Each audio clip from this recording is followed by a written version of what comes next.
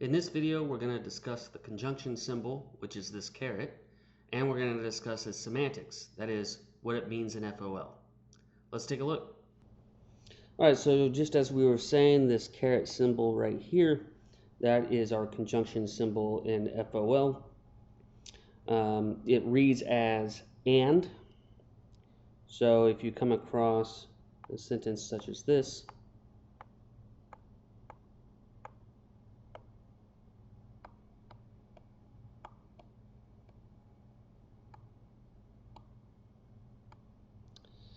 you would read that as A is a cube and B is a tetrahedron, or you might read it as both A is a cube and B is a tetrahedron.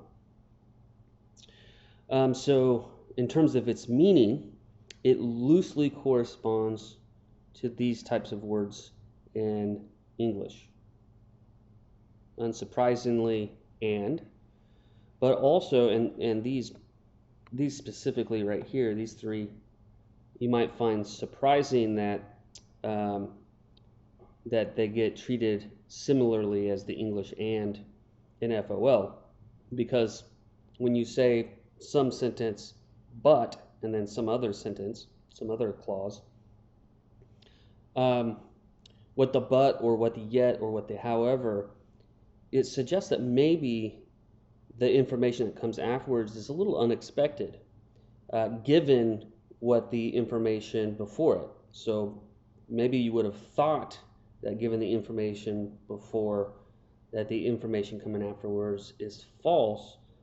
Nevertheless, it's true, right? So it's still committing you to the truth of the sentences that the statement that came before the but, that came before the yet, and came before the however, but also is committing you to the sentence afterwards as being true, after the but, after the yet, after the however. So these are all cases, if you were to see them and you needed to translate the English sentence to FOL, you would use the caret symbol in order to do that. Okay, so how does it connect atomic sentences, or at least less complex sentences? It always occurs in between the sentences that it connects. So here we have the complex sentence, which is a conjunction, and it's connecting two atomic sentences. So that says A is a cube and B is a cube, or both A and B are cubes. All right, so this next sentence is much more complex than the previous one. And part of the reason why is one of the conjuncts in this conjunction is itself a conjunction, and the other conjunct is a negation. And those two sentences are being connected by that caret. So again, the caret occurs between the sentences that it's connecting. So that's these two. Which means this caret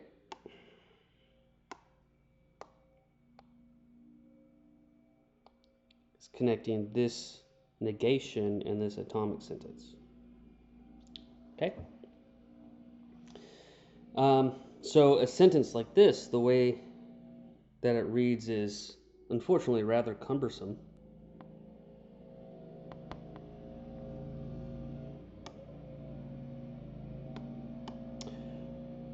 What we need to do is we need to stress both the sentence in question and then the and for the larger conjunction.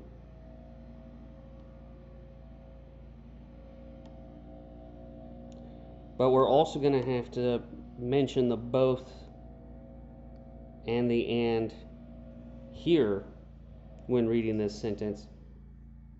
And what doing that does is it lets the listener know how those parentheses are supposed to be arranged, even though they're not visually seeing the parentheses if they're just listening to it. And that way they can understand what the structure is because if you move those parentheses around, you get a different sentence. You'll mistakenly misinterpret what the person's trying to tell you. So the way that this reads as is both A is a cube, and it's not the case that A is large, and it's not the case that A is small. And that should let the listener know what the structure of the sentence is. All right, so how is the way that our conjunction connects sentences different than how it is in English? Well, sometimes in English, the conjunction goes between the nouns of two sentences. So A and B are cubes. But in FOL, we don't get to do that. This would be grammatically incorrect to write something this way.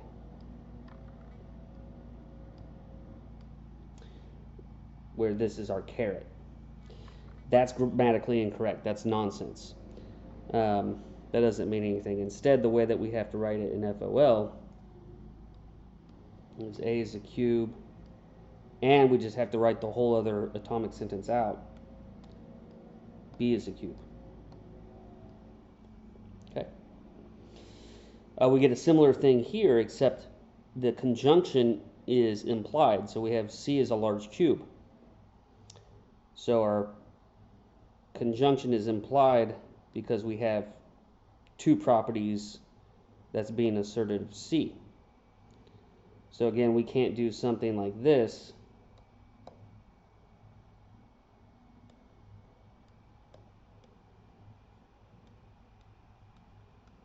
That would be gibberish in FOL. We can't put the conjunction in between the predicates.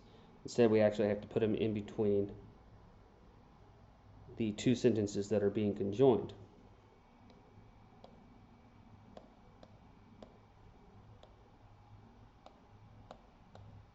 Oh, except that's supposed to be a C.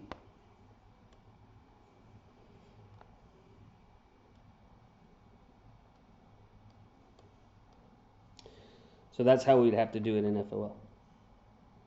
All right, so let's turn to talking about the semantics of conjunction. That is the meaning of conjunction in FOL. We say that a sentence P and Q in FOL is true if and only if both P and Q are true. So if both P and Q are true, then our FOL statement P and Q is true. And if it's not the case that both P and Q are true, that is, at least one of them is false, then our FOL sentence P and Q is false. And we can see that meaning of conjunction represented in this truth table below. So here we have our sentence P and Q, and here we have our reference columns. So row 1 is a situation in which both P and Q are true. Row 2 is a situation in which P turns out to be true but Q is false. Row 3 is a situation in which P is false but Q is true. And row 4 is a situation in which P is false and Q is false. So our sentence P and Q, when I walk up to somebody and I say the grass is green and the fire hydrant is red, I'm committing myself to both those statements being true. And so the only time that it turns out that that is true is situation 1, because that's the situation in which they both turn out to be true. But in all other cases, I say the grass is green and the fire hydrant is red. In this case, the fire hydrant is not red, so what I said was incorrect. In this case, the grass wasn't green, so what I said was incorrect. In this case, neither the grass was green nor was the fire hydrant red, so what I said was incorrect. And that's why they output the value false in rows 2, 3, and 4. It's only the case in which both of the conjuncts are true that we get that we end up getting outputted the value true. In all other cases, we get outputted the value F for false. All right, so to elaborate on that a little bit more, and because we've already had a chance to look at negation, let's look at the truth conditions of a sentence P and not the case Q. Well, in this case, our conjunction is connecting an atomic sentence and it's connecting a negation. So I can't figure out the truth conditions of this conjunction until I figure out the truth conditions of this negation. Okay, well, what did negation tell us to do? Negation told us that when the sentence that's being negated is true, return the value false, and when the statement that's being negated is false, return the value true. And that's because saying not the case Q, or negation Q, is like me asserting that Q is false. So if I say Q is false, I'm right when Q actually is false. When I say Q is false but Q is true, that's when I'm wrong. So if we look in situation 1, Q is in fact true. So if I say Q is false, then I'm wrong. But in case 2, Q is false, and I'm saying it's false. So I'm right. In case 3, again, it's true, I'm wrong. In case 4, it's false, I'm right. Okay? So now when I'm thinking about what's being, at least for one of the conjuncts, what's being inputted into my conjunction, it's F in situation 1. When we're talking about this right side of this conjunct, it's T for situation 2. It's F for situation 3, and it's T for situation 4. All right? So then, looking at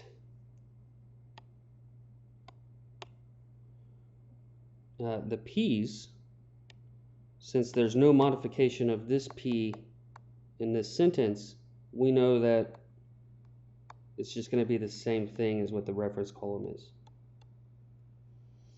And we said that a sentence that's a conjunction, it's true if and only if both P and Q are true. That is, in this case, think of it as both the conjuncts are true. That's what was being represented in this case. Well, they're not both true here in the first case, so it gets the value F. They are both true in the second case, so it gets the value true. They're both false in the third case, so it gets the value F, and the left conjunct is false in the last case, so it gets the value F. So then this would be the truth conditions of a sentence in which the left side is an atomic of the left conjunct is an atomic sentence and the right conjunct is a negation. All right, so let's now turn to thinking about the semantics of conjunction in terms of the Hintica game. What it tells us is if you commit yourself to this being true, the P and Q in FOL, then you've committed yourself to the truth of each of P and Q being true. If you commit yourself to P and Q being false in FOL, then you've committed yourself to at least one of P or Q being false. And it could be both, but at least one of them. So let's see what that looks like in Tarski's world. All right, so we're going to play the game on this first sentence here. A is a cube and A is large, or the ordinary English way of saying that is A is a large cube. We come up to this button up here to start playing the game. And now we have to choose our commitment. Do we think that's a true sentence or a false sentence? Well, let's try true. And so it asks us, hey, so you believe that this FOL's statement, A is a cube and A is large, is true? Yes. And now it says, so you believe both of these formulae are true, that independent of one another, A is a cube, A is large is true. And what Tarski's rule will try to do is pick a false one, Because if I'm going to lose the game if I say both of these are true but one of them's false. So I say okay. So it picks A as large. And in fact, when we check here, we notice that A is not large. So it did pick a false one. But let's say I missed out that. I didn't notice that was the case. And then it's going to tell me, no, look, you lost. A is large is in fact false in the world that we're looking at and not true. That's because A is small. All right, we could try playing false. And so it'll say, so we think that FOL statement is false. A is a cube, A is large. Sure. So I think at least one of those formulae is false. Yeah, I do think one of them is false. And now I'm the one that's going to try to choose which one's false. Okay. Let's say I pick this, see what happens. Because that's not the one that's actually false. Yeah, I do believe that that's the one that's false. It says, no, you lost. A is a cube is true, not false in the world. But I could have won. Oh, okay. Well, let me go back then. So now let's pick the other one. I say, yeah, that's the one I think is false. And now I win because it is false. So again, what the game does is it resolves the complex sentence down into the basic commitments that you end up being committed to when you say that it's either true or that it's false. And that gives you a way of understanding where you may have gone wrong when you've been thinking about a sentence. Well, what about the second sentence? What it says is it's false that both A is a cube and A is large. So it's saying it's false that both of those are true. Come play the game. Let's say, you know what, I think that's true.